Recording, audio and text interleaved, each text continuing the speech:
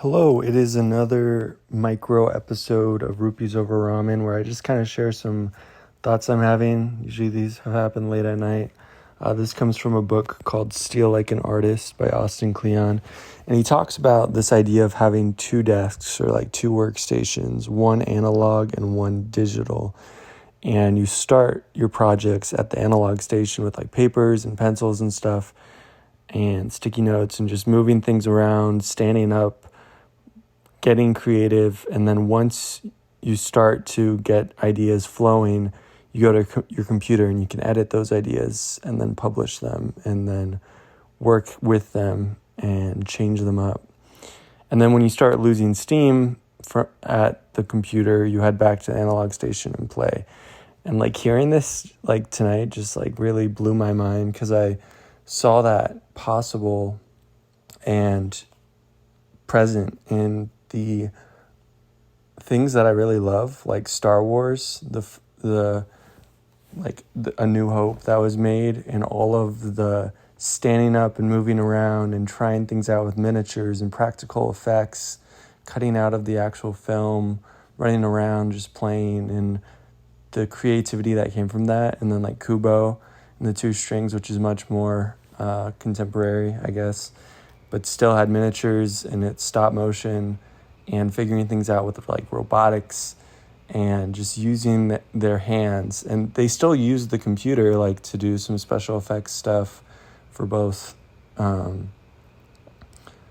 Kubo and then later in Star Wars, but they still kept that practical part with having like droids on set and having someone like inside R2-D2 or inside like the C-3PO and having this physical thing. And I think that's maybe why I love like filmmaking and like films makers so much, because they're moving around and trying things out. It's like sitting at a desk, you're just kind of sitting there and you're just kind of still. And Austin Kleon kind of talks about that too, if I can find it. Yeah, he said, just watch someone at their computer. They're so still and immobile. You don't need a scientific study, of which there are a few, to tell you that sitting in front of a computer all day is killing you and killing your work. You need to move and to feel like you're making something with your body, not just your head. Work that only comes from the head isn't any good. Watch a great musician play a show. Watch a great leader give a speech. You'll see what I mean.